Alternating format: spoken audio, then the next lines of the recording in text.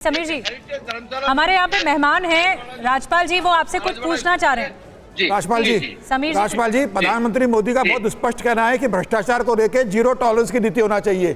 और मध्य प्रदेश में तो भारतीय जनता पार्टी की सरकार है, क्यों शिवराज सरकार ने अभी तक हाई कोर्ट के रिटायर्ड जज से कमेटी नहीं बनाई जांच करने की, और क्यों टाइमलाइन डिसाइड नहीं की कि 45 दिन के अंदर हम इसकी जांच करवा के दोषी अधिकारियों के खिलाफ कार्रवाई करेंगे? क्यों अभी तक राज्य सरकार घोषणा नहीं कर पाई? क्या डर है? देखिए इसमें बहुत सीधी सी बात है कि प्रथम चरण महाकाल लोक का ये पूर्ण हुआ है और द्वितीय चरण चल रहा है। द्वितीय चरण में ये सब बातें हैं जो मैंने अभी बताई है आपको, कि कैसे इन मूर्तियों को अष्ट धातु से रिप्लेस होंगे, कैसे ये मूर्तियां जो है पत्थर की मूर्तियों से रिप्लेस होगी, ये बनने का काम हो रहा है। इसके साथ साथ द्वितीय चरण जांच कमेटी क्यों नहीं बनी, आप ये बताइए ना। मेरा निवेदन तो सुन लीजिए आप। उज्जैन से अगर आप जुड़े हुए तो आपको मालूम होगा कि महाकाल के पूरा इंक्रोचमेंट तो फ्री कर रहे हैं। कई सारी जो है पूरा एरिया खाली कराने का काम हो रहा है। एक महाराजवाड़ा स्कूल लगता था जो एक बहुत बड़ी हेरिटेज धर्मशाला के रूप में उसको बन रहे हैं। 5000 लोग बैठ सके इतना बड़ा एक ध्यान केंद्र बनने का काम हो रहा है। रुद्र सागर में पूरा निर्माण कार्य चल रहा है। रामघाट पे सीधा उसको जोड़, लेकिन आप ये मानने को तैयार नहीं दिख रहे हैं राजपाल जी, किसी भी तरह से कोई भ्रष्टाचार हुआ है, आप ये मानने को तैयार नहीं दिख रहे हैं। शिकायत हुई है लोकायुक्त में, उस पर जांच चल रही है।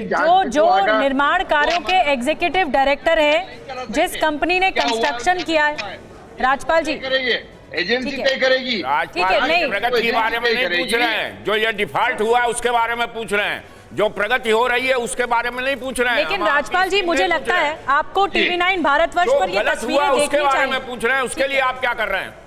जो मैं कह रही हूँ राजपाल जी, आपको टीवी9 पर ये तस्वीरें देखनी चाहिए। जो शिव जी की मूर्ति है उसका रंग कैसे फीका पड़ गया है, और ये दो तस्वीरें शायद बताने के लिए काफी है। राजपाल जी प्लीज आप स्क्रीन जरूर देखिए, टीवी9 भारतवर्ष पर देखिए कि कैसे जो शिव जी की मूर्ति का इस वक्त हाल है वो ताजा वर्तमान में कैसी हो गई है ये, और इससे पहले जब पूरी तरह से जब उद्घाटन हुआ था शिव जी की मूर्ति का और इस पूरे लोक का, तब ये कैसी थी।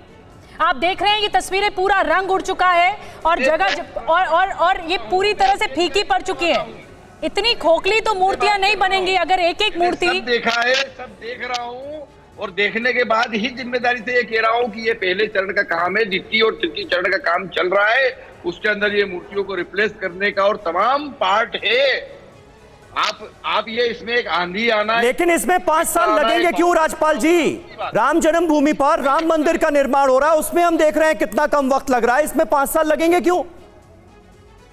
देखिए राम जन्मभूमि का काशी विश्वनाथ कितने कम समय में बना, तो आपको अगर ध्यान होगा तो राम जन्मभूमि का काम काफी समय से चल रहा था। पत्थर गढ़ने का काम तो बहुत समय से चल रहा था। मैं वहां से तुलना या किसी अन्य स्थान से तुलना नहीं कर रहा हूँ महाकाल लोक की। मैं महाकाल लोक में जिस प्रकार का काम हुआ है वह काम अभी चल रहा है। द्वितीय चरण चल रहा है, तृतीय चरण चल रहा है, और ये जो हुआ है यानी राजपाल जी आपकी बातों से ऐसा लग रहा है कि आपको पता था कि अगर मौसम बदला, मौसम खराब हुआ तो फिर मूर्तियां खंडित होंगी, ये पता था आपको? देखिए प्राकृतिक आपदा है, आप देखेंगे इस आंधी में 3 लोगों की मृत्यु होने का काम हुआ। 50 से ज्यादा पेड़ वहां गिरे हैं, 100-150 के लगभग पोल उखड़ गए, 2 मल्टियां क्षतिग्रस्त हुई है उज्जैन की, 1 माल क्षतिग्रस्त हुआ है। बहुत बड़ा बाउंडर प्राकृतिक आपदा।